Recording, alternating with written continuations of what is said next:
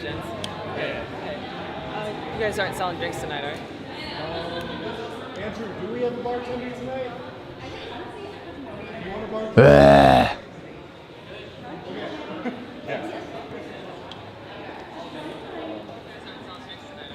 There's a delay. Okay. I'm going to do a mic check. Mic check. Check.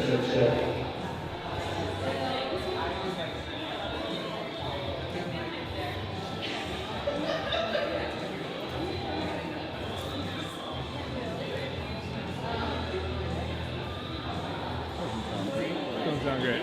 Yeah. Where's the speaker for the... There. Because if there's a way we could pipe the PA into the computer, we could get like straight from the board. Yeah, I don't know how though. Okay. It's okay. I could just point the mic. I could just point this mic at the PA. Want to give it a shot? Yeah. Okay.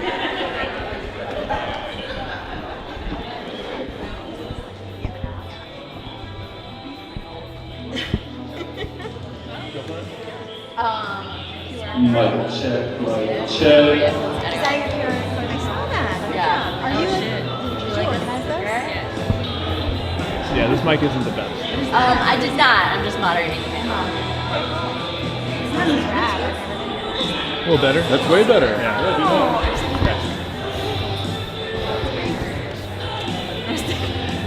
Yeah. Cute. I love it. I'm over here.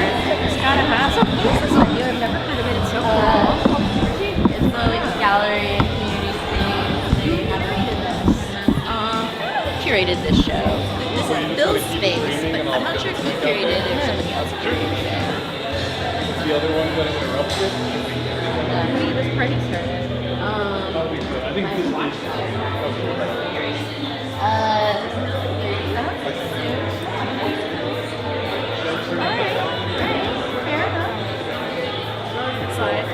Side person?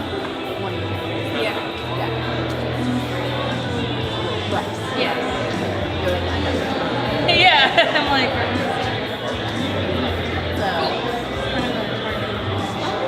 I was just wondering if you want. We'll see how this goes. Anyway.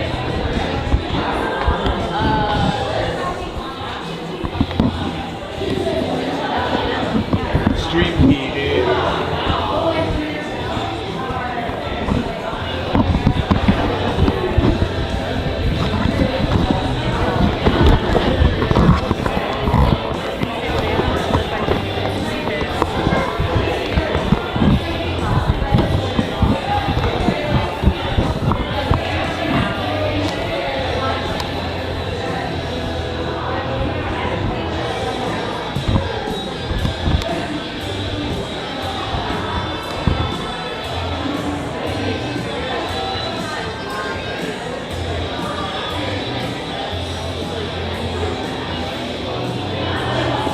Is this going to be the lighting for the show?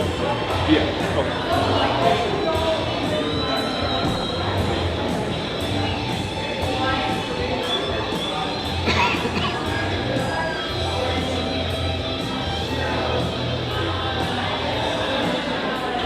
Oh, can we do the speed test real quick?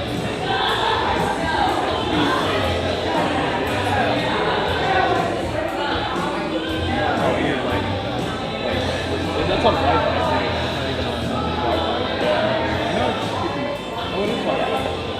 It's fine. Oh no, it's Ethernet. It just says available.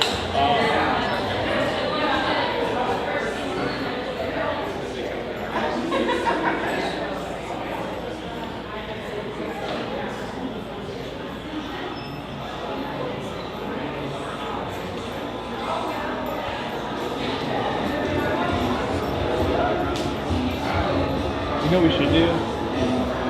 We should put a Superchief image on the OBS, and then I should turn my camera off and overheat during the... It's fucking hot. Yeah. We could aim that at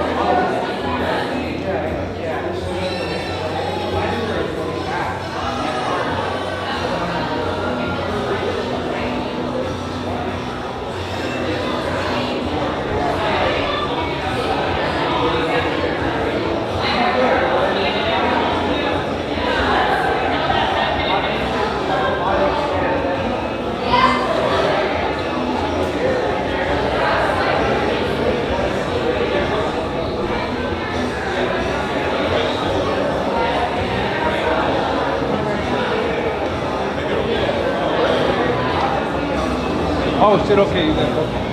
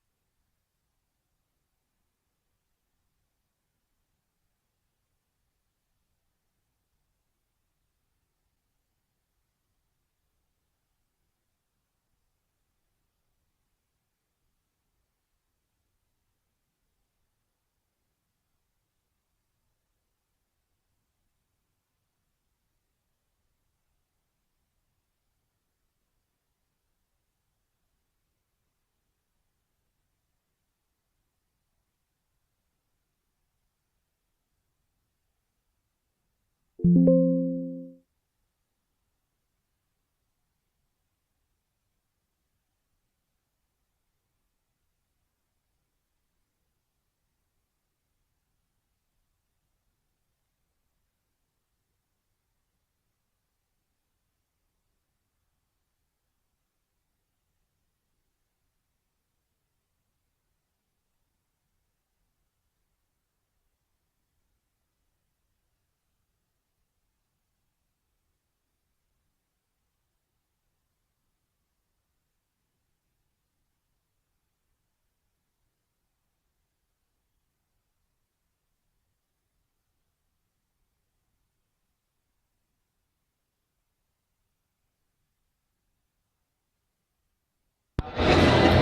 I just give him sound?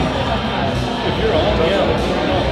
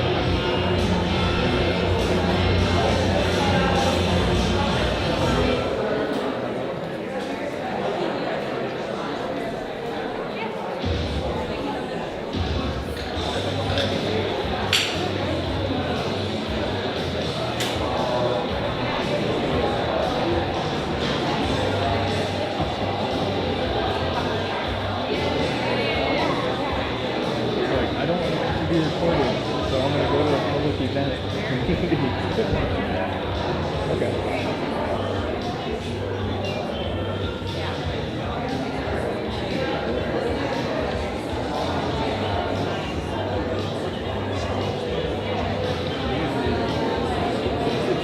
Drifting to the right.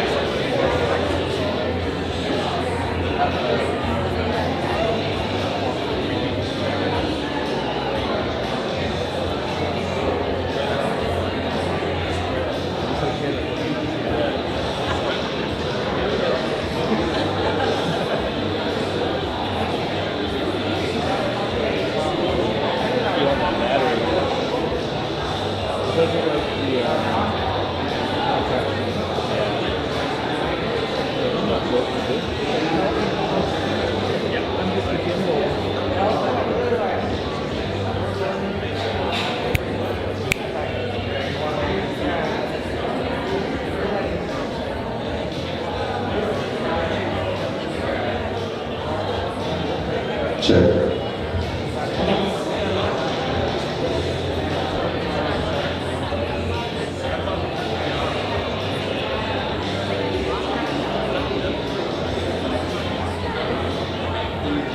Check.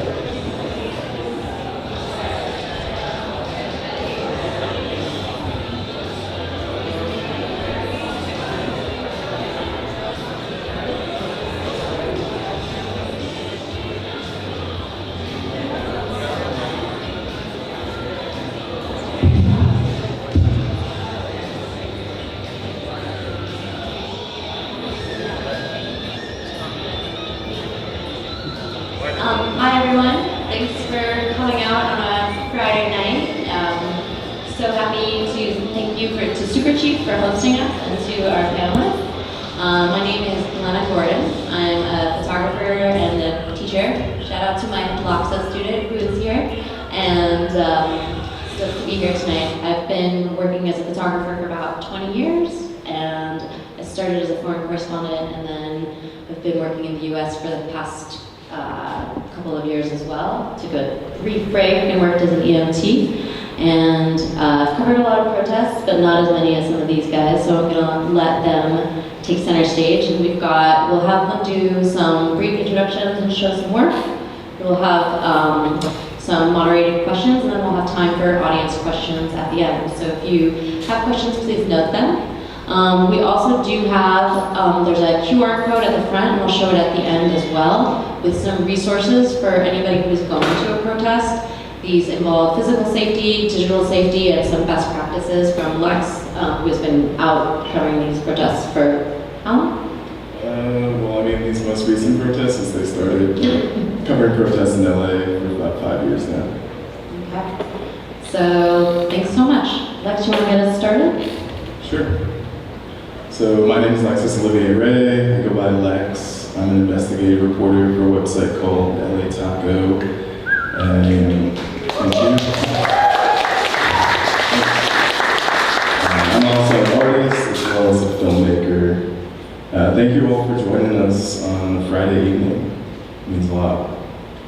So I started covering protests back when I lived in New York City. I was going to film school at the time at the School of Visual Arts, and also throwing parties with my friends. So I was documenting nightlife at the time. But at the same time, I was really moved by the early Black Lives Matter movement that started after the murder of Trayvon Martin. And I had all these resources at my disposal, cameras, video cameras, still cameras. So I decided to go out and document the early Black Lives Matter protests. And this was back in like 2013. So that was really the first time that I realized just how powerful it is to be kind of a neutral observer at protests and to have a camera in your hands, frankly. I was not a journalist at this time, wasn't working for a news outlet or anything, but just having a camera in my hands, during those early protests, I was able to document things without being put in handcuffs or being harmed. So, Bill, could you go to the next slide? Yep. First slide. So, cut to 2020. George Floyd was murdered May 25th. Protests here in LA broke out a few days later. This was an image that I took on May 30th. It's a day that I'll never forget. I call this photo Dead to Me. And this was a photo that changed my life. It's by far the most popular photograph that I've ever shot and continues to have an impact to this day. So I began shooting the Black Lives Matter protests out here in LA very early on and continued to cover those protests for years. Next slide, please. My approach to protest photography is a little bit different than I think more traditional photographers. My focus when I'm covering protests is usually on video, just because as a reporter, I feel like the video gives me a full picture of what happened and allows me to go back and pull quotes or just kind of refresh my memory. So I'm mainly just focused on video and then sharing that video as quickly as possible. So back in 2020, the way that I did that was mostly through Twitter, or what is now known as X. Obviously, Twitter isn't what it used to be, so during these immigration protests and immigration raids, I've been using mostly Instagram as a way to share things. But the goal is really to kind of show people how these protests are unfolding in real time as quickly as possible. But at the same time, I found that while shooting video, I've also been able to pull stills. So this is an example of that. This was video that I shot on my phone, and it shows an LAPD officer turning to me very quickly and then jabbing me in the stomach with a baton, which sent me flying back into a group of people. Next slide, please. Here's another example. This was during the Echo Park protest in 2021. Another example of a video that I shot that I also was able to get some stills out of. This was when I was detained with a bunch of other reporters for over 2 hours. And this is an officer pointing a less lethal shotgun at me at point blank range. Next slide. This was not necessarily a protest, but definitely a moment of civil unrest. This was during the most recent Dodgers World Series celebrations. And then this brings us to just a few weeks ago, earlier this month. This was shot outside of the Federal Detention Center in downtown, where there's been protests over the last couple of weeks, every single day. But ever since the immigration raids started back in early June, this has been a focal point for the protests. And then another image shot outside the federal building, the Federal Detention Center. Can't see it at the bottom, but in chalk at the bottom it says, I can't read it, but something to the effect of, you guys have guns, and we're just writing chalk on the ground.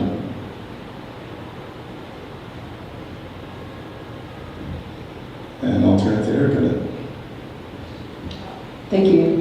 Thank you guys all for being here on a Friday night. Thank you to Superchief. Thank you to Black Image Center and Art House Film Lab. Thank you to everybody on the panel too. This is really amazing that we have this in our city and there's been much talent here. So I appreciate you guys all coming out. My name is Erica White. Do you want to get it going on, walk through it? Can we start from the beginning?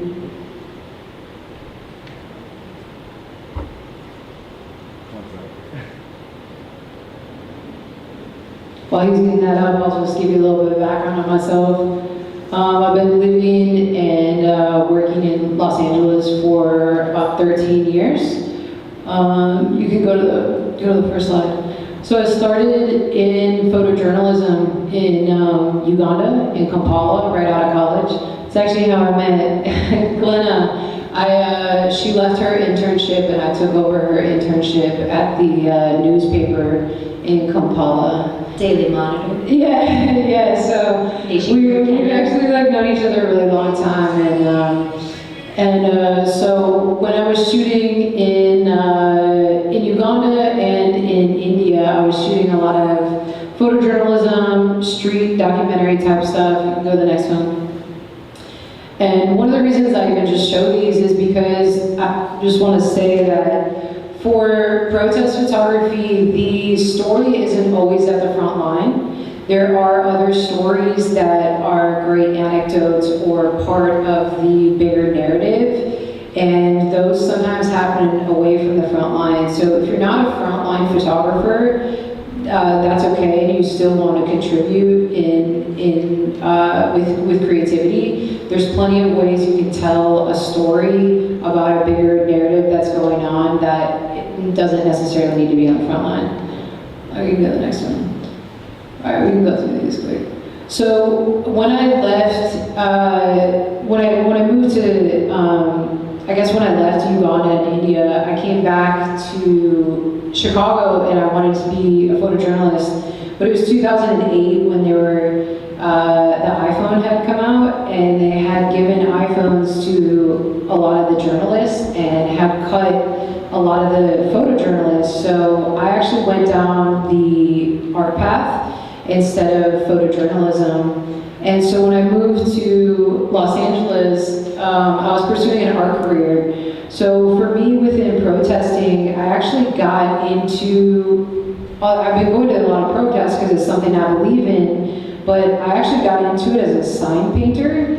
So there are actually many ways to participate in this. I showed up at a protest, someone was like, who's a painter here? I just happened to be standing there. They gave me a bunch of spray cans and a bunch of canvas, and that led me down a route of painting for a lot of these groups. And I probably painted, probably like 50, 60 some large banners for everyone from Standing Rock to Black Lives Matter to divesting to defunding the police to, I mean, you name it, I painted for it. Women's marches. We paste a bunch of images all over the streets. We paste up on protest routes and then go to the protests and photograph them. This one over here is a large painting on a parachute. These parachutes were all painted so you could get drone footage at the protests of them, and they became a installation at United States of Women's Summit with Michelle Obama and the leader, or the person who started the Me Too movement. So one of the ways that you can get involved also with creativity is through painting and making banners and different things like that. All right, you go to the next one. So these are street photos. A show that I did with Superchief here. I included because street photography and protest photography kind of go hand in hand. Most people who shoot in protests are also street photographers. And I think it's always just good to have your camera with you because you never know when things can pop off. You can go to the next one.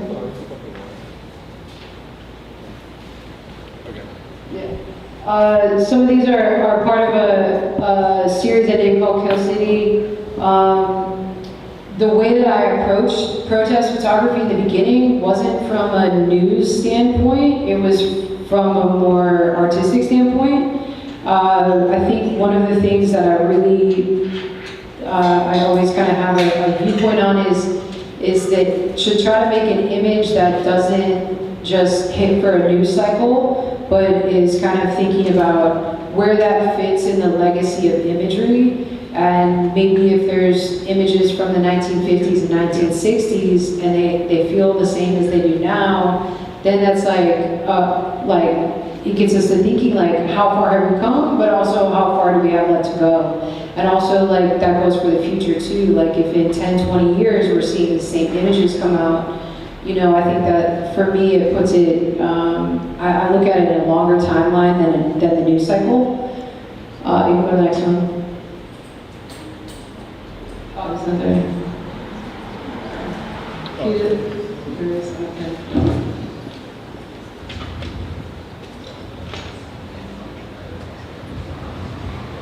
Takes a village out. All right, perfect, thank you.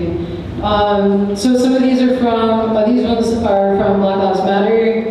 This is in 2020. That were going on in LA. You can go to the next one. We got some ones at Gaza. This is the past 2 years. This one was in the last Contagious culture show. And then I got a couple that are in this Contagious culture show. You can go to the next one. So these ones were shot, from here on out, these were shot in the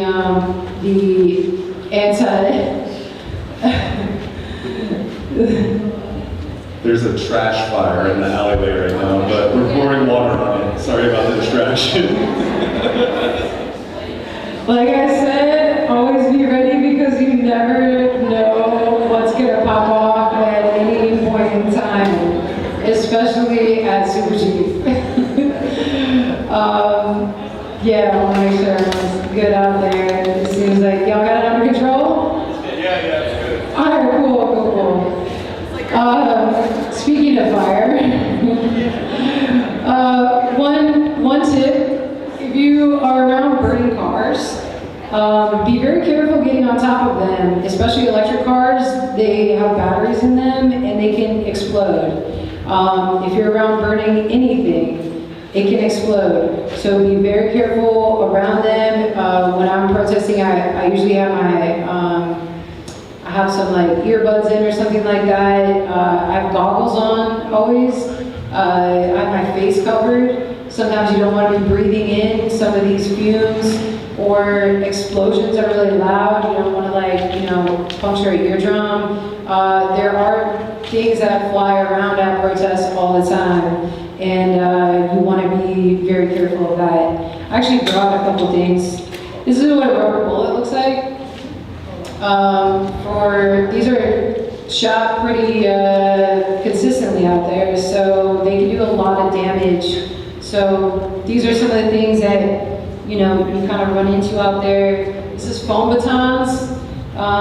These are also shot pretty liberally out there. So these are the types of things that you might encounter when you're out there. So I think like physical safety, wearing the correct gear out there, and I'm sure we'll go into that later, but I just want to note that's something that is, your safety is of utmost importance out there. All right, you guys can go to the next one. This is a shot, this was on No King's Day.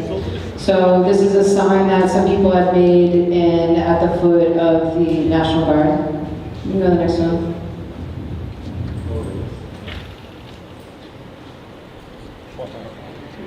Yeah, you're good. So this is that famous like Waymo Day.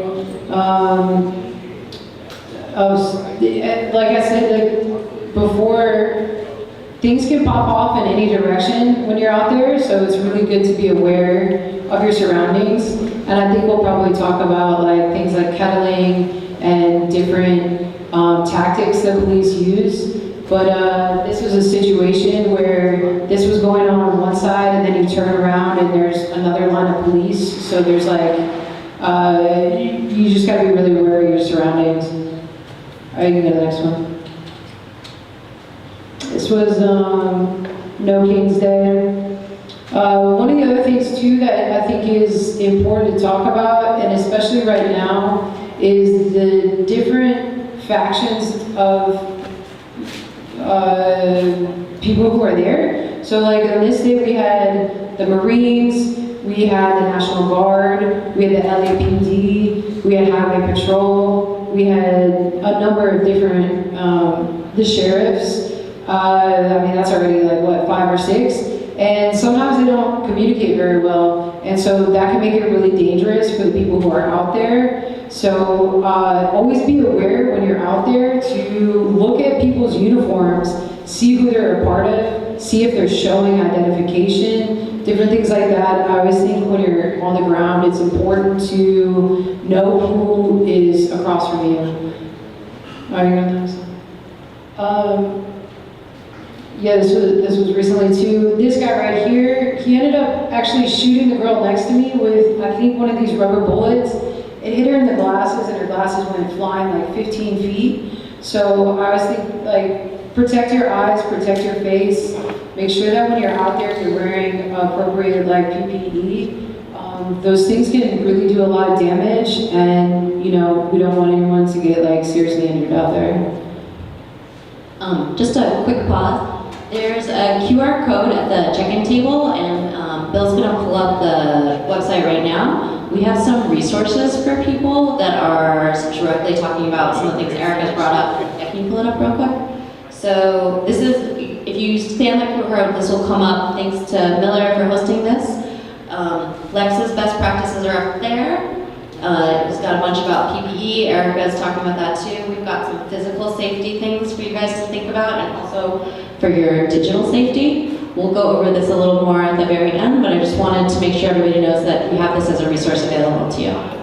Yeah, and thank you for putting that together. I think everyone, before they leave, you can go home with it. That way you can kind of go through some of it. I learned a bunch of stuff from it, and I've been doing this for 17 years, so I think it's a great resource.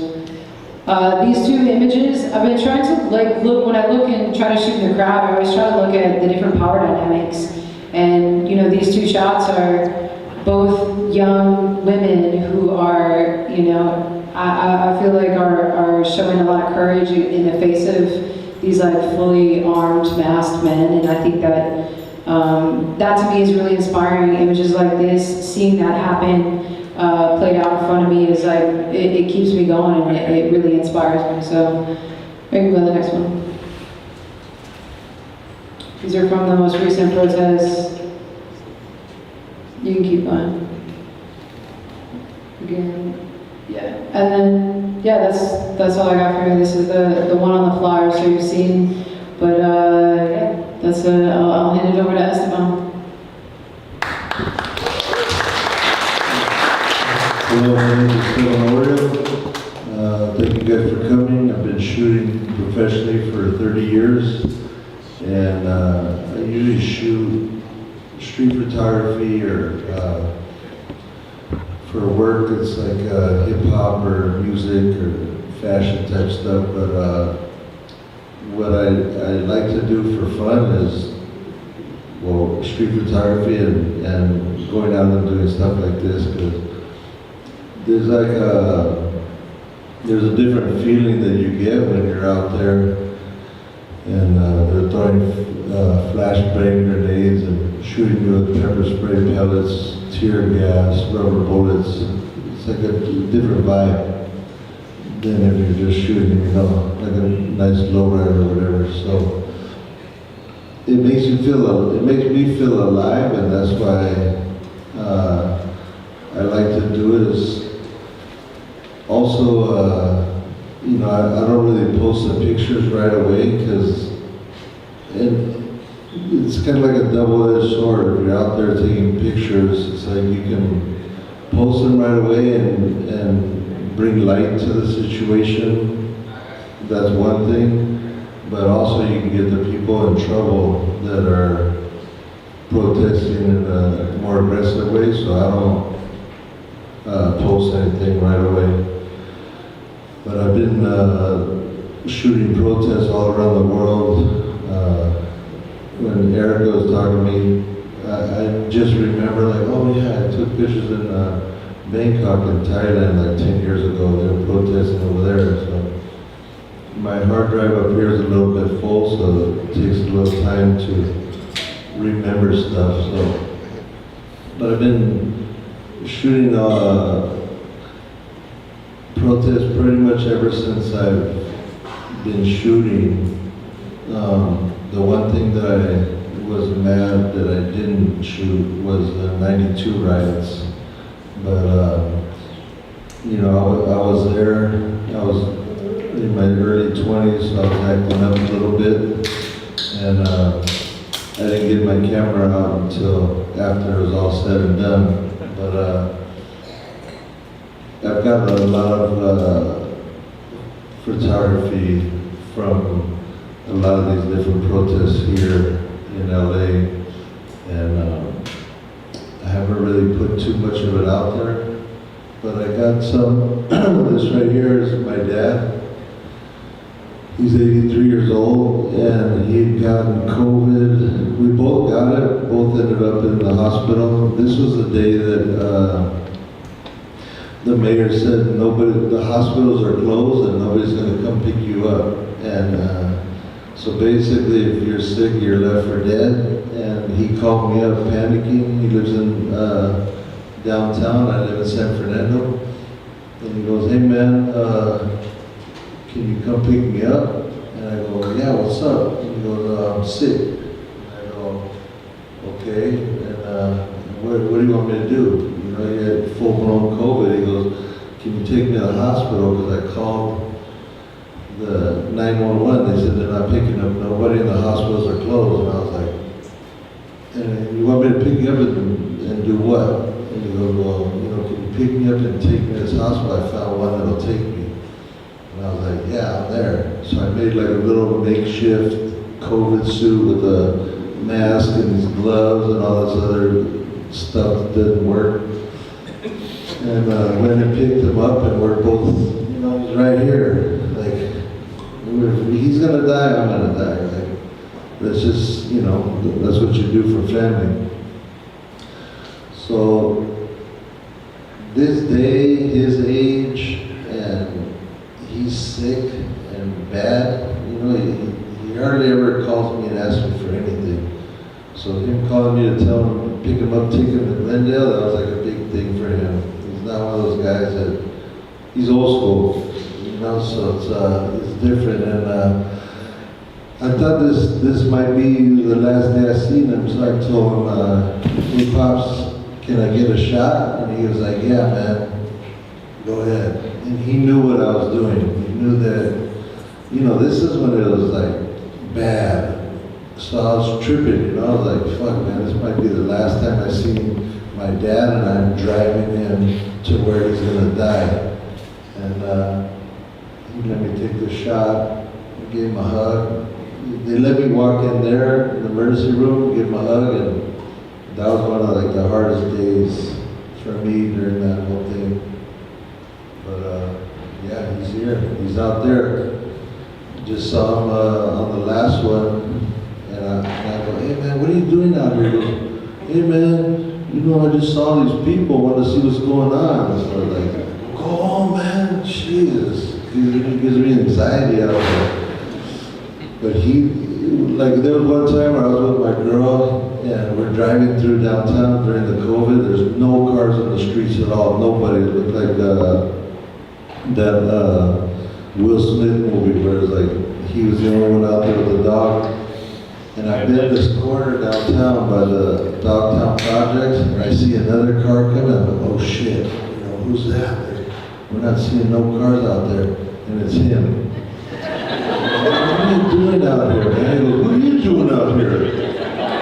Go home, man, you go home." Like, that's the kind of shit, you know, me and my dad get into. So, go ahead, Bill. Sorry about that.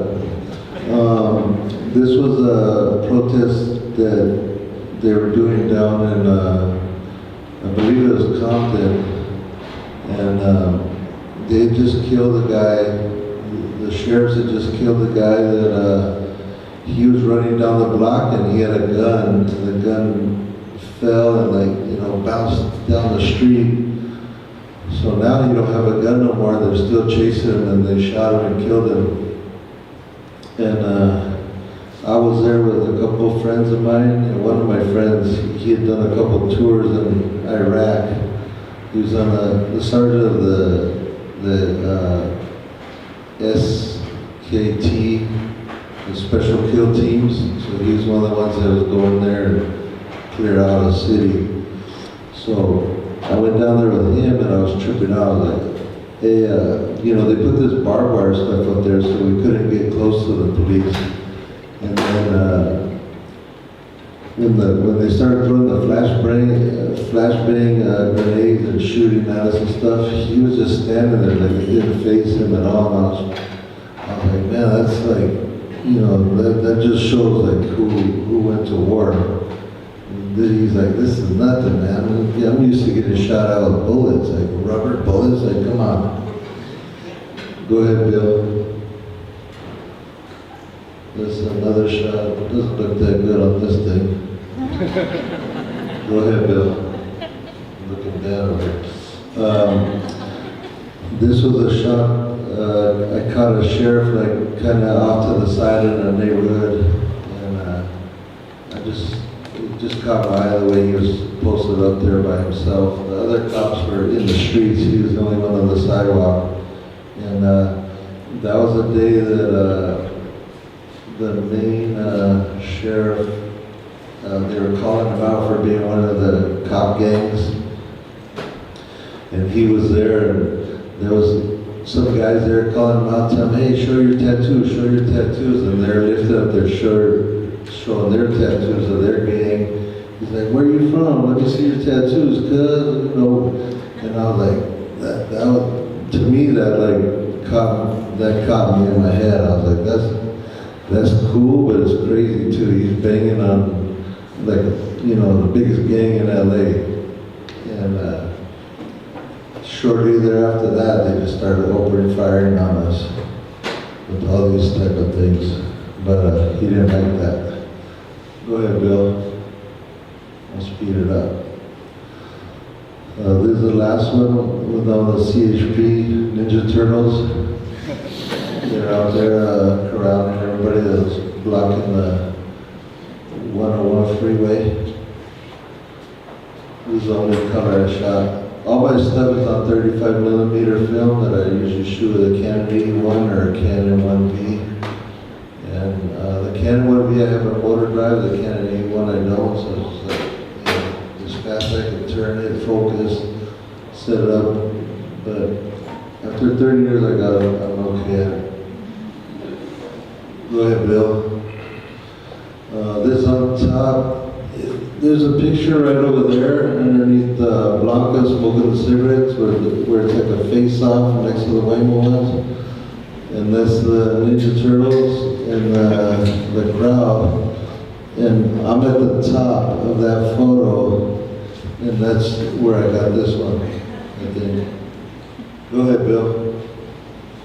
This is when they started dispersing the crowd. Go ahead. Yep. This is, like Erica said, the different factions of the law enforcement. There's the police, the Marines, National Guards. They have a little bit of everything. The LAPD is back there. And they're just protecting the federal building there, but it got pretty heated right here, but it's still peaceful. It really got heated about it seems like it's in like two different times. Like the earlier the protest is, the safer you are.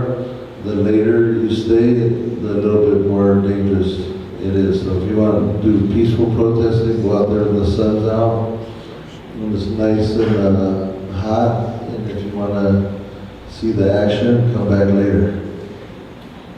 Go ahead, Bill. He's ready. He's with the Army. They don't look as good on these screens, but anyways, what can I do? This is the Marines, USMC, you can see right there. He's ready for duty. There's some more Marines ready for action. And this was during the Black Lives Matter. I think,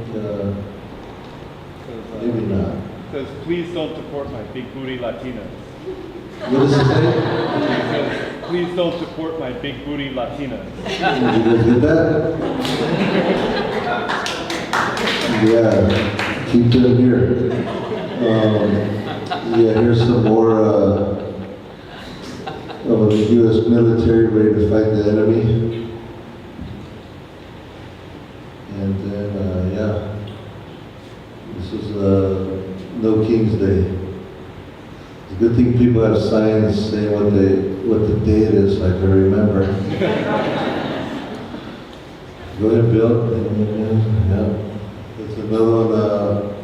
I just tripped out of this one because, you know, it's the City Hall building with the flag like that, and, you know, and then down at the bottom, you guys can't see it, but there's the protesters and the military and the cops at the top of the steps, but it just kind of said it all to me in one shot. Somebody advertising door class. Yep, there's one right there. The girl made a sign. Pretty badass. Yeah, one of the things I was shooting was the signs, and I got kind of bummed out that I didn't do more of that, because there was so many good ones. Like, people really thought about it, really put in some time, and really said some deep, heavy shit, like with just one little sign. And if you paid attention, you could get some pretty cool, you know, things in your head. Go ahead, Bill.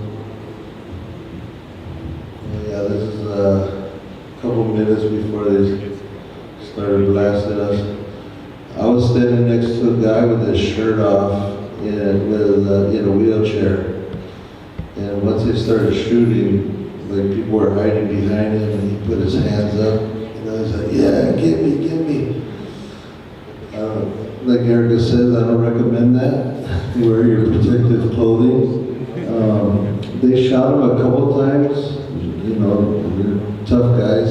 And they even felt bad after they hit him a couple times. They're like, oh man, you know, like, we can't. How many more times can we shoot this guy with rubber bullets? He's in a wheelchair, he's got no shirt on. And to me, you know, that was the last guy I ever shot at, if I was one of them, but that's how me and them are different. But yeah, those rubber bullets are nothing nice when they hit you. And I usually go with like a hoodie or a puffy jacket, so when they do hit you, there's like a little bit of padding. The last time I saw a guy, I'm almost 99% positive that he took his eye out. It hit him right in the eye and just started gushing blood.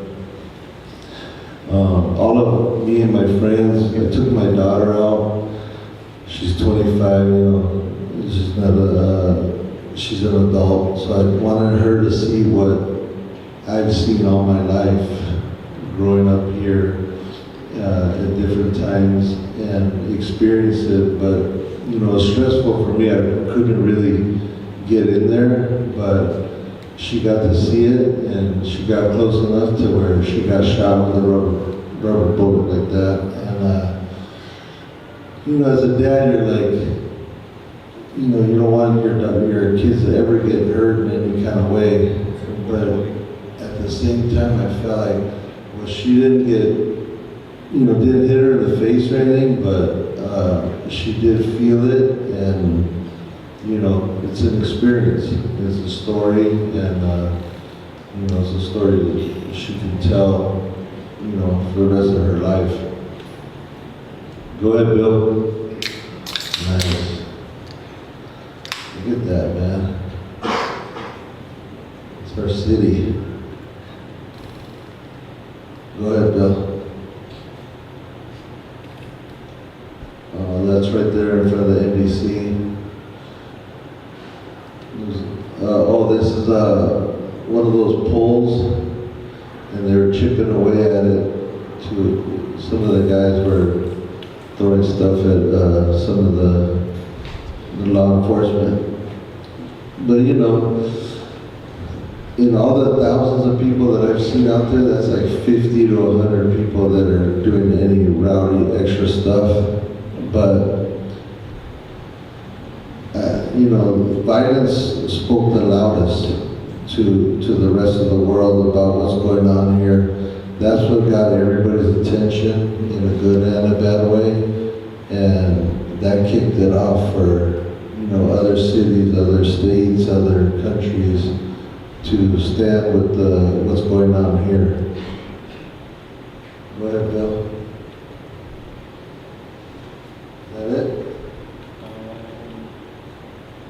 Right. This is when they were doing the kids in cages. Alright. No, it's no problem. Keep going, Bill. There's some people out there that are at the protest that they know how to defuse the tear gas canisters and stuff like that, which is pretty cool.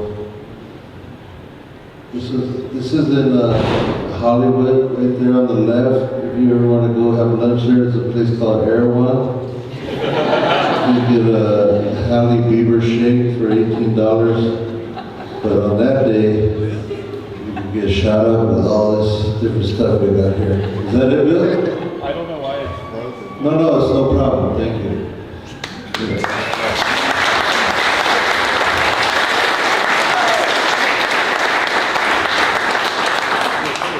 Amazing. My name is Zane Meyer. I run a company, a crew called Cheltenham Films, and I grew up skateboarding in the mid-90s, and my mom came home with a very cheap video camera, and that was kind of the beginning of being able to document what I was doing and what my brothers and my friends were doing, which is skateboarding. And that kind of set the stage of where I got my style, where I was constantly moving on a skateboard to kind of film. And if you notice a lot of my shots, there's movement to them. I didn't have a tripod until many years later, and that was really just for like time lapses and stuff. So, and then later on, my brother, he was a graffiti writer, and so he introduced me to kind of what he was doing and the graph scene and all the history, Star Wars, all the Life Sucks Die magazines. And so I got to kind of see that world when I was in middle school. And then later on in high school, I started filming with him and his friends. And those two things, skateboarding and graffiti, they, like I was saying before, it kind of set me up to kind of film in a certain way, where I'm not setting up shots, I'm more anticipating a shot. And so with skateboarding and in graffiti, you kind of have an idea of what you're going to do, but there's always this X factor. With skateboarding, a security guard can come into play, or like random civilians, people coming in and may kind of disrupt that. Or even with graffiti, it's there could be a close call, or there's a random fence that you have to climb through, and there's all these X factors. And so it really got me to anticipate that and kind of take that in and be ready for it. And I think, years later, documenting protests all over, it felt natural. The X factor is right in front of you. And so you can kind of, I would be able to kind of, I learned a lot about people environment and environments, and how people in crowds act a lot different than people do on an individual level. And so it became a world that was new to me, but it felt familiar because of this backgrounds that I took in. And one of the first protests I went to was Occupy Wall Street. I was in San Francisco, up there filming my friends, but I happened to run into it, and I loved the energy at the protest. And from there, I kind of wanted to keep filming it and documenting. And every few years something would happen, and I'd be excited to kind of keep following and documenting it. And over the years, it just kind of, I like documenting all these kind of different movements, whether it was Black Lives Matter, Standing Rock, going out there to North Dakota and documenting that. And yeah, this is one of several things that I document. So whether it's protests, whether it's skateboarding, graffiti, muralisms, tattooing, I've always been attracted to people that are like kind of clearing their own path, doing what they want to do. And then, yeah, that's what I've been gravitated to over the years.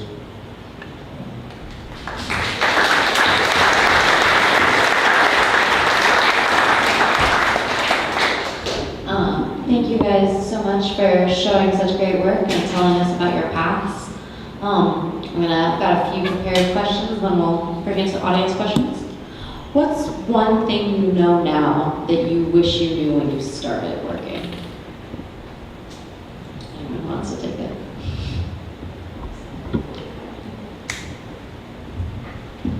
Do you mean this kind of work or work? No, I don't get paid to do this kind of stuff. I do it because I like to be there, but what was the question? One thing that you know now from all your years of experience that you wish you knew when you were younger, when you got started, either in this work or in other work. Maybe this work for tonight. I would say to stick to your guns, because this is one of the jobs that people try to beat you up the most with your price, your rate. And then I wish I could have shot more. Back in the day, there were so many times where I wanted to shoot, but it wasn't like, when I started, it wasn't cool to take pictures. It was like you carry a big, clunky, goofy camera around. There's like paparazzis, tourists, or professional people. So not everybody's walking around with a big thing like that, And it wasn't so cool to take photos, but as you can see now, it's like people can't get enough of it. And there was times where I was trying to be cool and respectful of people and where we were and stuff like that, so I didn't take photos or I didn't even ask. And I missed opportunities. I wish I did it. I met Tupac a few times, but I thought, because I work in hip hop, I work for magazines, I was like, oh man, no problem, I'll see him another time. They'll probably have me shoot him for some magazine. And also Easy, I hung out with him for a few times and wish, now I wish I would have took a picture, but the places we were at with them, it wasn't the right time, the right place to just push up in their face and take a picture of them or ask them, being respectful. One was at a strip club and another one was out on the street, so I was just, enjoy yourself, and I'll see you when it's time to shoot for a magazine. So I'd say that's probably the biggest thing for me is, if you're a photographer and you love it and you want to take more pictures, then do that. Take the most that you can. For me, I do that, but I do it with film. So every single photo costs money. Now you don't have to worry about that, and now you don't really have to make mistakes either, because you can see everything you're doing through the back of your camera. If you can't take a great picture with a digital camera, then it might not be for you. You can see the settings, you can see the framing, you can see everything. Like, don't push the button if it ain't great.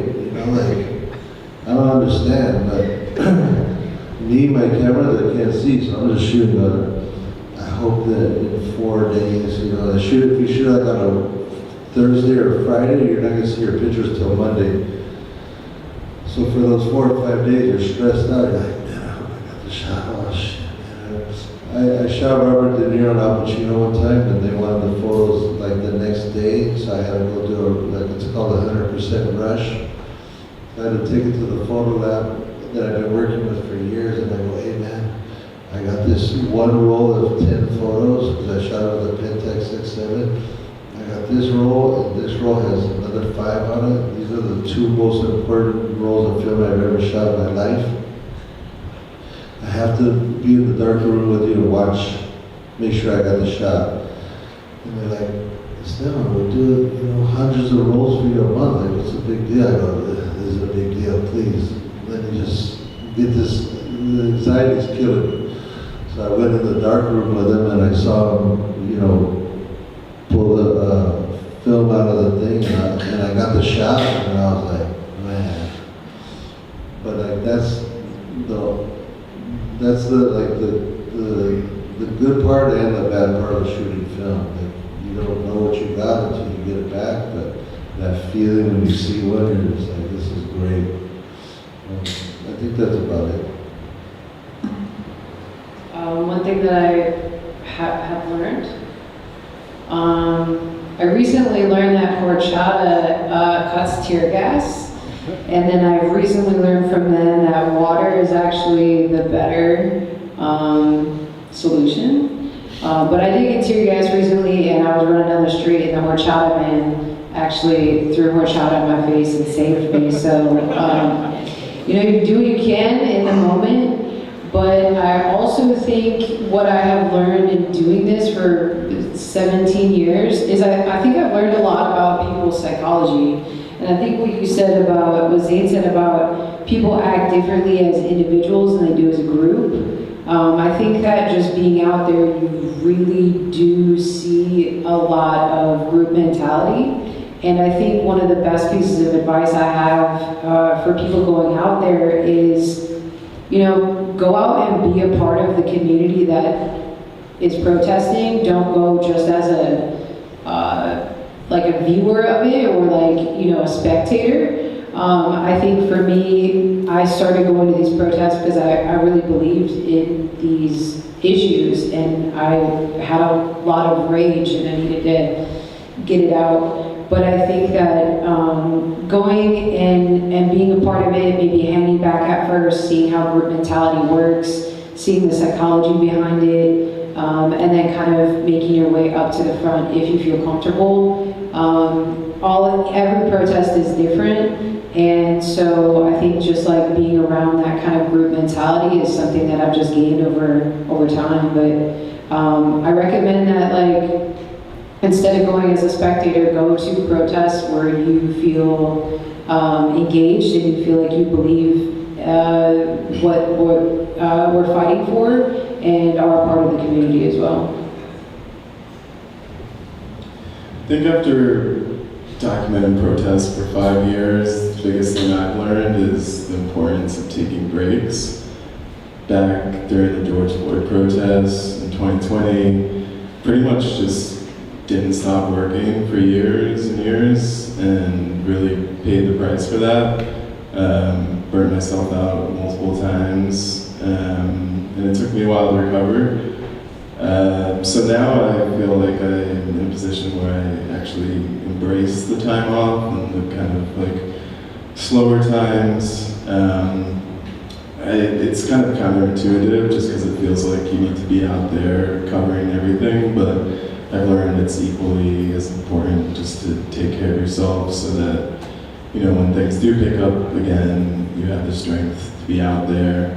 And then I would also just say, you never know what's going to happen at a protest, so I've also learned just to kind of, sadly prepare for the worst, but hope for the best. So, that means having the proper PPE and, being aware of your surroundings and be aware of, how things could potentially escalate at any moment.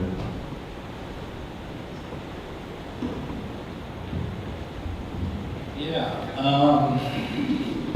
Things that I regret or Any learned. things that you know now. Yeah.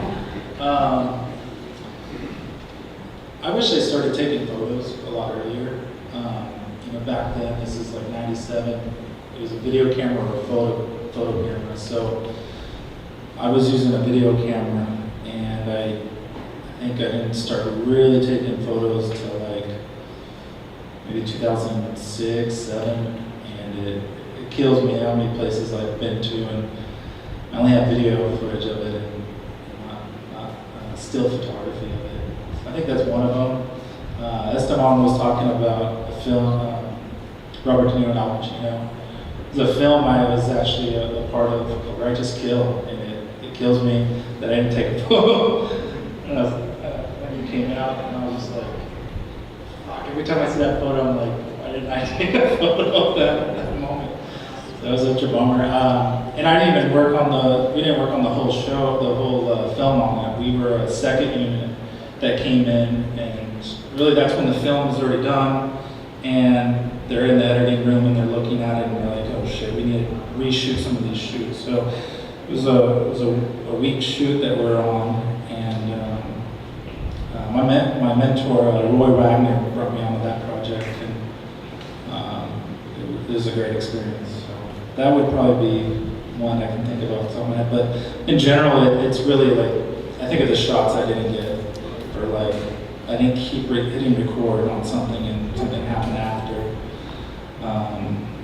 I think earlier on maybe it was like, I was being cheap and didn't buy an extra battery, and it's like, now it's more than enough batteries, more than enough tapes, cards, so learned a lot of lessons over the years. That's pretty much it. You guys have heard it here. Take all those pictures and bring your batteries.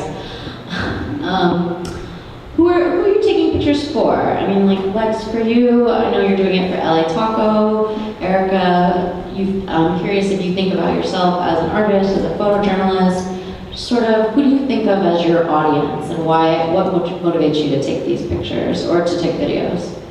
I think I actually approach it as an artist. I have worked, like when I was working in Uganda, I was working for the newspaper there and covering, Uganda had just gotten out of a 22-year civil war, so I was covering a lot of the fighters who were coming out of the bush. So I've worked as a photojournalist, but I've also, currently, I shoot for my community, and I also shoot to understand more so. Like, I think I shoot for myself to kind of process what's happening in the world and to witness what's happening. And for me, I think I have the personality to do it. I have the equipment to do it. In times of like high stress, I get really calm and I can navigate and move in those spaces. So I feel like there's not a lot that I can do in order to show up for my community in those, I think I at least feel like quite helpless in a lot of times. So because I have the personality and the mentality and the experience and the equipment, and I'm able-bodied, that I can go out there and put my body on the line and capture some of this stuff, for me it's for that, really. Who are you taking pictures for? Are you taking them for yourself, for historical record, for your community? I would say 90% of the photos I've taken are for myself. The rest is, work. But, I've heard people say, like, I do music for myself, like, I don't give a fuck what people think. And I'm like, cool, don't play for nobody then, just for yourself. But, as an artist, you want people to see your work or hear your work. And, I don't need it, but I like when people say, like, they like the stuff that I do, or if I have an art show and I have a photo up, and somebody goes up and they have any type of emotion, like for me, I think art's supposed to bring out emotion, and whether they get mad, sad, or happy, I don't really care which one of those it is, but as long as it's one of them. They do a lot of art shows where people just walk by, like if the wall's white, and I feel bad for the artist. I'm like, damn, man, poor guy, But it is cool. Like pretty much most of these photos in here, like draw you in, and they bring out some type of emotion. And that's the kind of stuff that I like to see. For those of you that don't know this This show is called Contagious Culture. Me and Bill curated it. We looked through 10,000 photos and ended up with 261 by 161 photographers. Maybe 260, Bill? Yeah, you got it. Yeah. I'm getting better. But yeah, I was a mother flower. Look at all these people's work. Some people thought we were going to edit their photo shoots. They sent me like 10 rolls of the same photo shoot. I'm like, no, sorry, buddy. But yeah, I do my photos for me, my people, for the culture, for a job, if it's for a job. I've been lucky to make a living at doing photography for the past 25 years, and nowadays it's slowing down a little bit. You have to get into different, you have to use your photography to get into different genres, whether it's like collabing with somebody else to merge or whatever it is. But the days of, the big budget photo shoots is few and slim out there. Because, everybody will do it for free, or I'm going to pay that full 10 grand. I'll do it myself with my phone. And it looks like it. But, I just love what I do. And I go out, I shoot every day. Every single day I take a picture. Everybody does with their phone. But every day I take some type of film, photo, and my guy who works with me, shout out to Renee, if she's still here. Yes, she's still here. He was out putting out the fire. I saw him with a bucket of water. But he hates me because of all the film that I shoot. Because there's more labeling for him, and more runs to the photo lab. We every day. It's like pick up, drop off, label, file.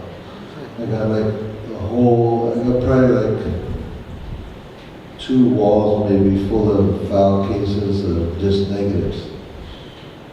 And the one thing that scares me of that is fires.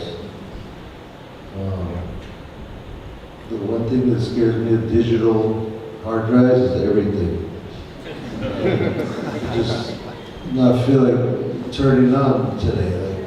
Fuck you. Okay, cool. Or you could drop something, or somebody else could drop something, or some shit can always happen to those things. So I love my negatives. And Is the original question again?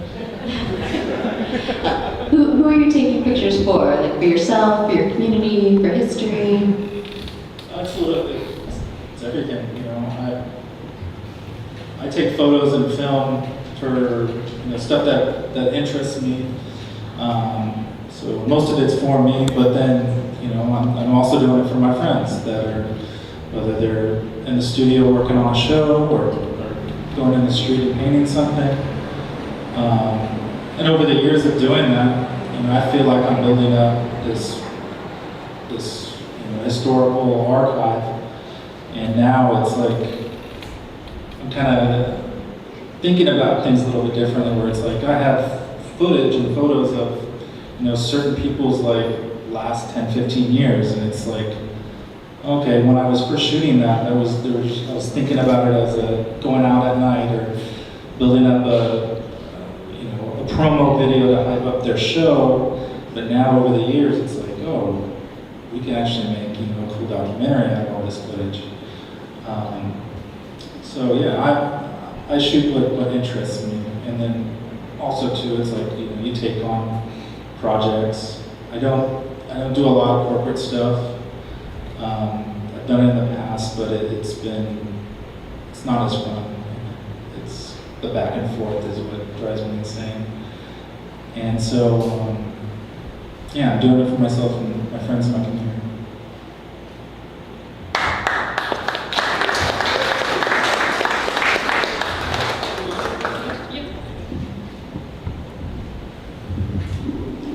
Yeah, so I don't really consider myself to be a photojournalist. As I mentioned in the intro, my priority is really reporting. So oftentimes I'm just taking photos to document things for reporting purposes. So just to, like taking a photo of a crowd just to know how many people are in that crowd. So oftentimes it's not really about creating like beautiful or impactful images for me. But at the same time, I always carry a 35mm camera on me. I've been doing that for years at this point. But I'm a really, really selective shooter. Like I'm kind of the opposite to you, Esteban. I always have a camera on me, but I don't always shoot photos. Sometimes I go like many weeks without shooting a film photo. I think as an artist, I'm looking for those moments that really stand out on film. And I just think that those moments are pretty rare for me. But when I do find them, you know, that's when I usually share them with people. Thanks, guys. Can you, since we're focusing on protest photography here, can you tell us, each of you, about a situation where you had to make a choice that was either an ethical decision in a fast-moving environment or a safety decision at a protest for yourself or for other people? I mean, for me, safety is kind of what dictates how I behave at protests, kind of dictates where I move, who I stick around. So just constantly kind of analyzing the situation, reading the room, and then figuring out, you know, what's the best decision to make from there. Yeah, I agree with constantly because I think I've been trying to make some decisions even before I go to the protest about how deep into it I'm going to get. I think I have a bit of like a broken danger meter, so I sometimes like push it a little too far. So I think like the thing that is constantly in my head is like, when is enough?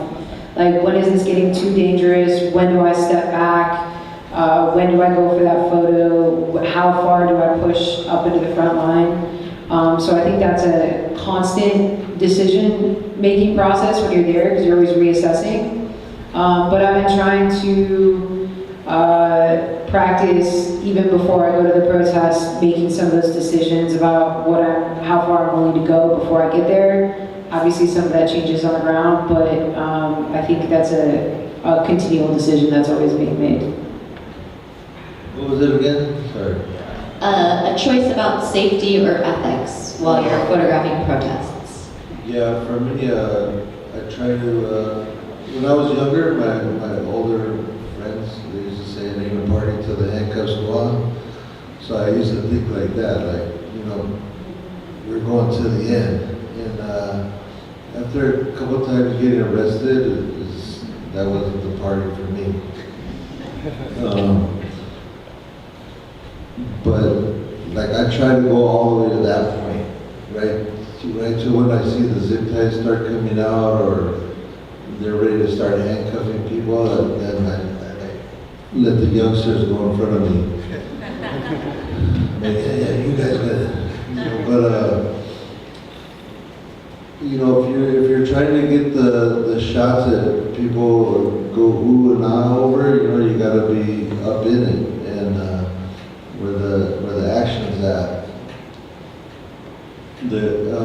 Erica said something. It's not always about being on the front lines, which is, you know, like there's a photo there where there's all the CHPs and the people on the bridges.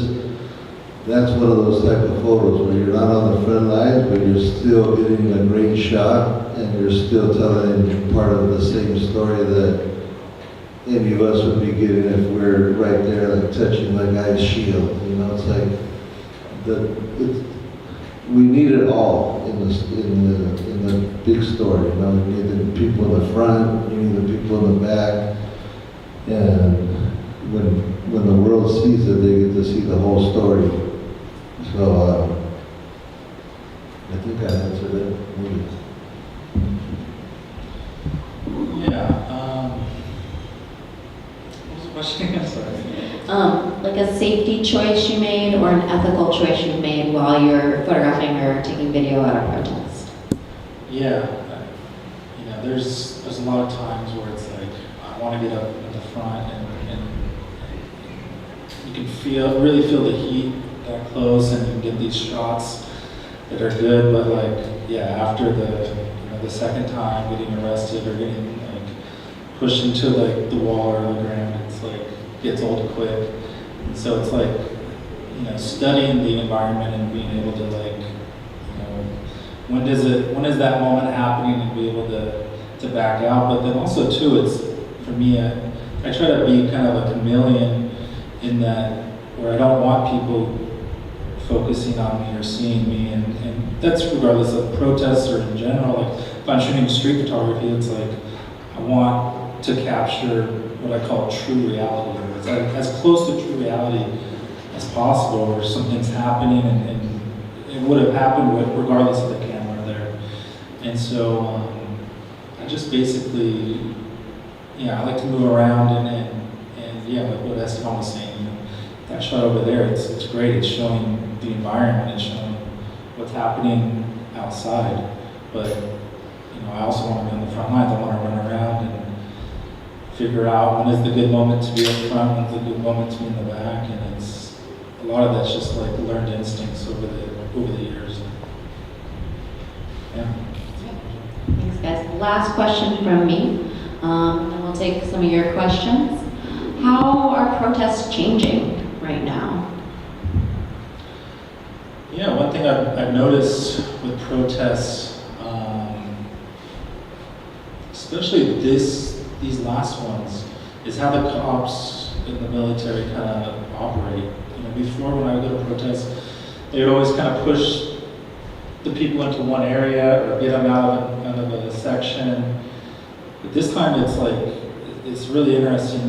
They have these different ploys, which they come in behind them and they circle out. They go to the sides and they run down the side and then just try to bring you in, kind of corral the people and then just arrest them. I think that's probably, military training over the years, teaching the police how to military tactics. That's one thing I've noticed quite a bit with the policing side.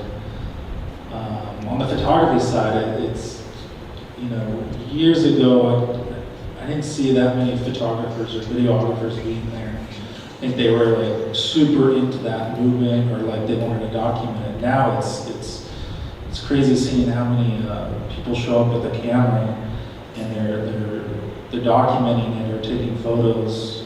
Regardless of what they're doing, it is getting out. What they're doing with that footage, it is getting out there, and it shines like a magnifying glass on these different movements. And I think it's important to see what's happening, and even though algorithms can push down this stuff, and the stuff that's happening in Gaza, that was on my feed all day, every day for months, years, for the last year. Now I barely see it, and you can see that you got people high up in those social media platforms that have been running those companies for years that are pushing that down, so we don't see it all the time.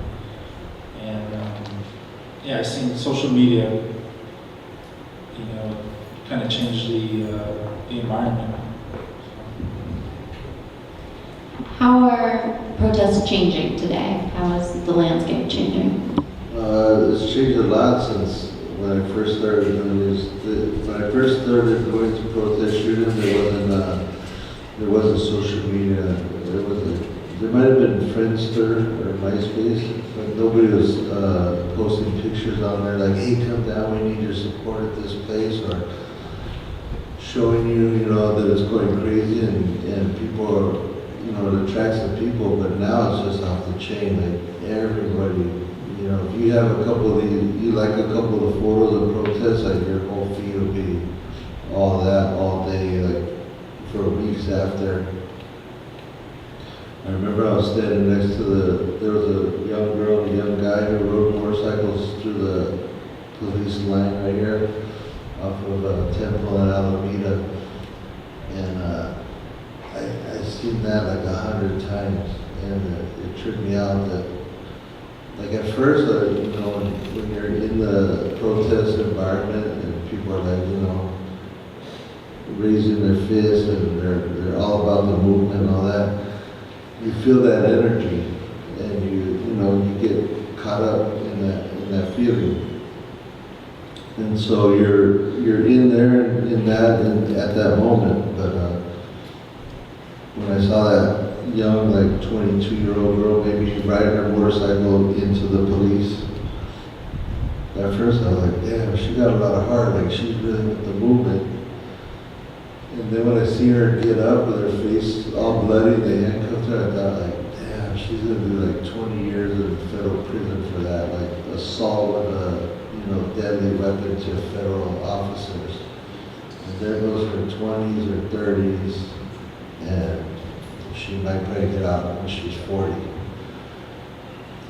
So then, you go through a lot of different head trips when you're down in there and it's going on. And I've seen a lot of different tactics that they do, like Zayden said, with the corralling. I got stuck in one, and I saw people crying, and they're like, oh no, we're going to prison or jail or whatever. And the girl was like, I'm so sorry, I couldn't climb the fence, so I got all four of you, my friends, arrested with me, and they're like, don't worry, we're down with you. Like, you couldn't do it, so it's okay. And I'm looking at older people, older than me, they're all upset, and because they got us. There was like four corners, and they got us, and the only way out was jumping over a fence, with like 50 people did, and run across this dirt lawn, or dirt yard, and then they came through another fence. And my shoes wouldn't fit in the holes of the fence, so I was like, oh, I'm going to jail. And I was bummed. I was like, man, we're going to be in jail all night, blah, blah. And I was like, you know what? Fuck this, I'm going to try it. And there was like a chain holding two gates together, and I was able to put my foot in there, climb over, and I got kind of stuck at the top, and the younger lady was like, sir, do you need help? What's she gonna do, So, no, go ahead, just run, leave me here. So I got down and ran, and there was, luckily, they didn't catch it, but he turned the record off, but I made it across, and he was at the opening of the gate all the way across there, and I made it out, and I was like, one of the best feelings of that whole protesting. That it's an ugly feeling when you think you're going to go to jail for that, And you see all you see other people getting zip tied, and it's like, man, better than me, but that's what I was saying, like I try to get to that point, and then I pull back a little bit. Yeah, I agree with everything these guys are saying. I think the militarization of it has accelerated.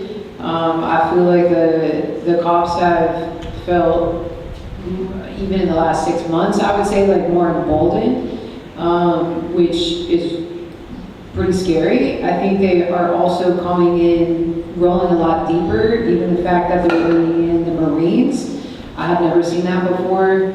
I think on the protester side, I think protesters are also getting more savvy too. There are certain people who are out there who are masked up, who are, know that the risk that they're taking, want to be in the photographs, or there are people who don't want to be in the photographs. So I think there are, I think the protesters are getting more savvy as well. But I think the militarization and the aggressiveness of the police, and I think how emboldened they are is the thing that's changing most for me.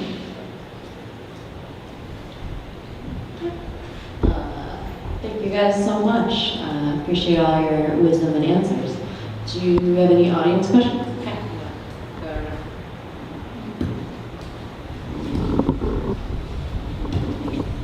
Hi. First of all, I just want to say But my question has to do about cops. As you are documenting, and I saw a lot of pictures where you're taking pictures of the law enforcement, how is it changing your relationship? Like, do you feel like it's humanizing them for yourself? And yeah, kind of like, what do you see in their eyes and in their expressions when you're capturing them? Well, for me, I've been covering LAPD for over 5 years now, and as an investigative reporter, I have to maintain some sort of relationship with the police, and try and stay on good terms with them at times. So I might have a little bit different relationship to the cops than other people on this panel. But it's weird because, I mean, there's been times when the police have, like, you know, pushed me with batons or even worse, and, like, I just have to, you know, like, pick myself up and just kind of continue doing my job. It's not like I can really respond to them. Obviously can't get physical with them or anything like that. I have to be, like, a subjective journalist who just kind of takes their shit. So it's definitely difficult. But as a reporter, I just have to kind of try and find a balance and put my own personal thoughts and feelings aside to tell a story. Yeah, I think I have a difficult relationship with the police, just maybe say, but I also think that seeing them at the No Kings protest was really interesting to me because the Marines were brought in, and the Marines were a lot of young guys. They were, I would say, early 20s at the most, and it was a really, really hot day, and you could tell that they didn't want to be there. A lot of us were just standing around. We didn't want to be there. It was hot. You know what I mean? It was just like this kind of face-off for a couple hours, and you could tell that, you know, I don't think a lot of them signed up to be in the Marines, to maybe be in that situation. But some of them, you know, they're young guys, they start to get nervous, they start to sway. That makes us all feel uncomfortable. And then, you know, when they did have to take action, they did. And that was also really scary because you can be looking at them and you can see a human being in one moment, and then in the next moment they're putting on gas masks and, you know, throwing tear gas at you. So I try to, like, go into it as thinking that, you know, no one's a monolith. You know, no group of people are a monolith. The protesters are not a monolith. Yeah, it's just, it's hard. It's hard. I mean, I feel very strongly, you know, against the police, but at the same time, you know, you're down there and you have to, if you're really being aware of the situation, you have to look at them as people and read their behavior. And sometimes you see a really young guy who doesn't want to be there as well. So yeah, it's a complex kind of issue, I think. I've never had a relationship with any police or law enforcement. I've always, you know, just they're who they are and I'm who I am, and they're doing something I just kind of like, you know, stay in my lane. I know what they can do, and nowadays, like, seeing how it's changed a lot. Like they're ready for action right now, and they took some shit for a little while, but they're at that point right now where they're not taking no shit from nobody. And if you're not ready for that, then, you know, it's better you watch it on your phone or in your house, because it gets active out there. I don't have any personal relationship or, like, people in my family or friends that are police officers. Kind of the background of stuff I've done, whether it's skateboarding, graffiti, the protest stuff. You know, they're kind of on the other side of the fence of what I'm doing. And so I know my perspective, how I look at them, is different than my other friends or like my family members. And yeah, I see it getting militarized over the years. And it's interesting going from different countries and documenting protests or just being around. And you know, in Europe, it's pretty crazy. The police are scared of the protesters a little bit more. Here, I feel like they're having fun with us. They're like, it's a game to them. Over there, like, you see straight up Molotov cocktails being thrown at police. If a police officer steps out of line in France, there's going to be 10 people that are jumping on that cop and beating them up. And so it's interesting how the police officers view differently in different environments. Here, you know, that was a question that a lot of people asked me, you know, documenting like these last No ICE protests. I feel like out of the police, I would say like 60% of them, 70% of them were, I got the vibe like, fuck, we gotta do this. Like, I don't know why I'm here. Should be doing a different thing. I felt like 10% of the cops were like, yo, this is what I signed up for. Like, I wanna shoot somebody or like be aggressive. And then the others like, this is just a job. Like, it's no different than doing this and doing the police, like circling a neighborhood or something. So that's the vibe I felt with the police on this last one especially. Thank you. Yeah, good panel, thank you, and thanks to Superchief for doing this. I got two questions. What's the role of protesters working with elected officials? I feel like there's a lot of talk about the police and all that, obviously, but like, you know, the elected officials are either on one side or the other. So I'm just curious about like what the role is there, and then totally separately, just, you know, like in LA, there's a lot of homeless, billions of dollars wasted, and I'm just curious if you have any thoughts on why we don't see any protests about that.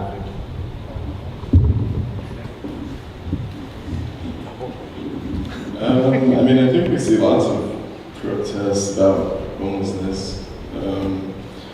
I mentioned Echo Park during my introduction, and you know, that was multiple days of protests about the encampment being cleared in Echo Park. So I do feel like we see homeless-related protests as well. As far as activists and elected officials working together, I can't really speak to that as a journalist, but maybe someone else can. I cannot speak to that. I don't know.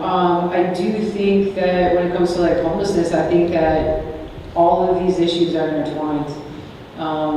You know, you go to any protest and you see people from different social justice communities because one thing affects everything.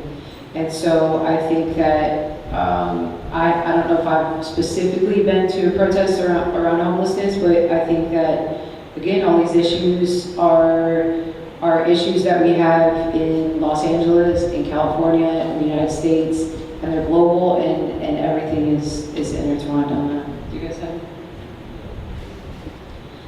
Do you have more questions?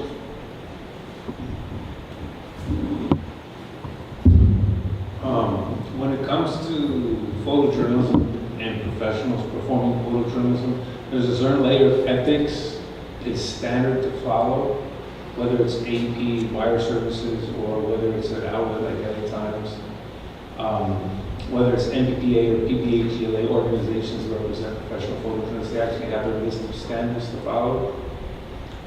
Are there particular ethics that you follow in line with those, that you're familiar with, that you think are extremely important to follow? And are there ethics that you depart from professional photojournalists? Because I do see that out there in the field, and I'm just curious where you all fall with that.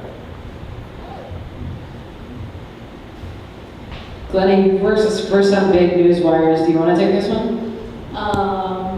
Sure. I do work a lot for media outlets, and I think there's definitely ideas that editors and offices have about how things should be done, and then we're the ones out there doing them. And those things don't always align, and I think it's really important to trust your own moral compass first. I think I would like to add on there too is like, I think everyone has their own kind of like moral compass they come in with, but I think one of the things that I always try to keep in mind is like, make sure you're being a part of the solution and not being a part of the problem. Like if you're going there and you're not prepared and you're taking resources from there, you know, like bring your own water, bring your own, you know what I mean? Like do the things that you can do to not only take care of yourself there, but maybe take care of somebody next to you who needs it. I always think that that's a good perspective to go in with, so you're not pulling resources from people who need it.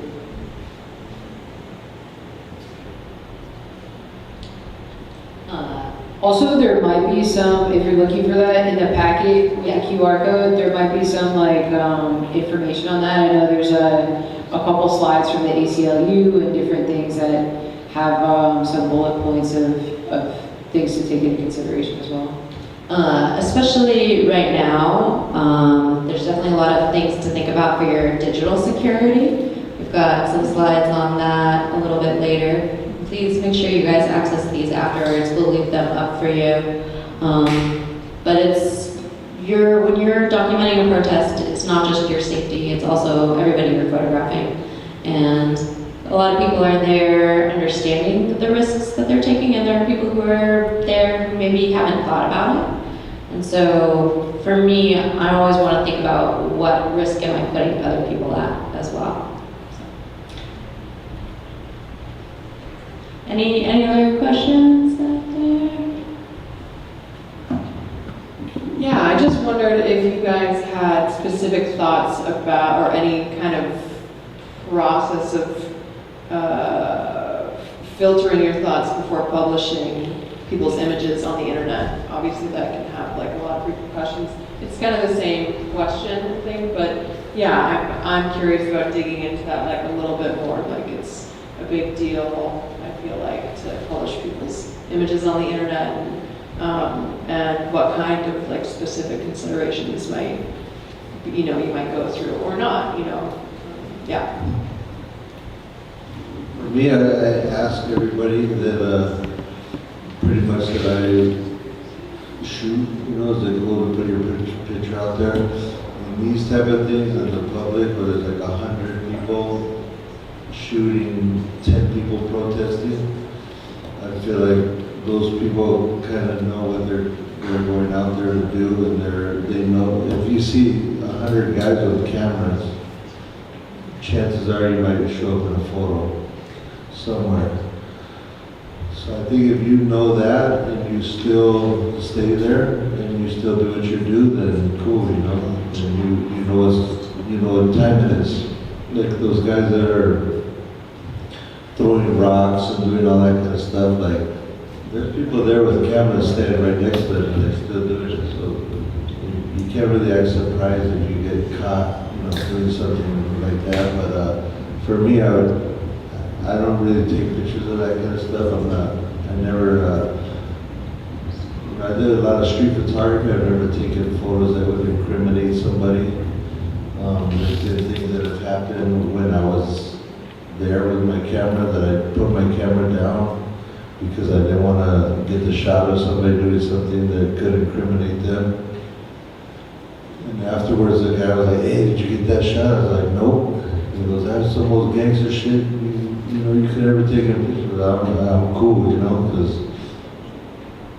if the cops come and you go do 20 years and, oh yeah, because of his picture, that's why I'm sitting right here. Like, I'm cool with all that, So I basically don't take I don't take a picture of something that'll get somebody in trouble, or I don't post it.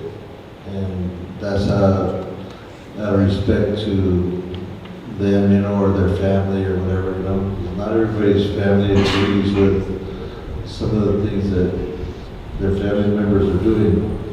But for the most part, I ask everybody. Same Yeah, I was just trying to remember that at the end of the day, like, we're storytellers. We're not out there to like surveil people. And at a certain point, we're just creating evidence for the police. But that's also not to say that like we don't have control over the stories that we tell, and that we're just kind of ignoring certain aspects of the story. I think, like Esteban was saying, like, is it important to actually take an image of those things? That's a question that I'm trying to ask myself.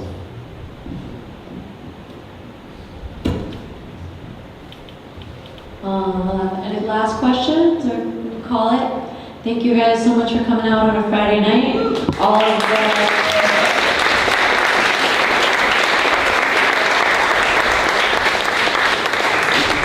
And thank you so much to our amazing panelists for sharing their work. We've got a QR code here that will link to all the resources that we've been flashing through. I'm sorry I didn't have more time to go over them, but there's some great stuff, things to put in your car, things to do before a protest, some of your rights as a protester. So please take a look at those and hang out, check out the show. Thank you.